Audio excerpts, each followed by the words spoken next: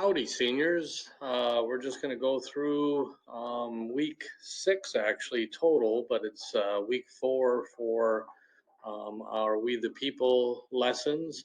The first thing we're going to do, or that you're going to need to do, is watch the video that you're watching right here.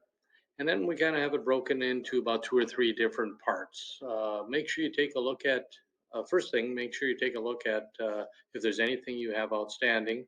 And if there's some things that you have to get in, make sure you do. I think for the most part, we're doing really well.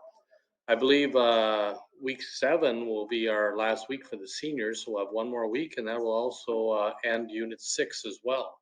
I think we've done a really, really good job. You guys have been responsible. You've gotten everything in that you're supposed to. Really happy by how everything is going. We have 3 different readings here on 2 different subjects. You're going to read these 3 pages or 3 portions. It's not very much. You can make it bigger, obviously.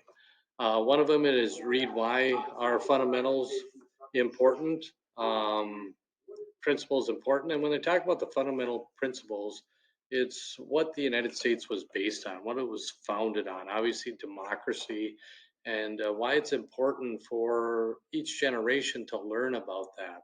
So read about that and come up with some conclusions for yourself. And then the next thing would be is what did the founders mean by returning to the first principles? So again, same thing as what did the first principles mean? Well, it's why we founded our country. Purpose of serving. The public good. Obviously, we've talked about the public good before, and the reason that we have our government is for the public good and also to protect our democracy. So go ahead and read those 3 pages. The first one is about the fundamental principles, and then the next 2 is obviously about what did the founders mean by returning to the first principles. And the key thing that they're talking about here is each generation has to realize why our country was founded and what everybody went through to found our country and why it's important to protect them.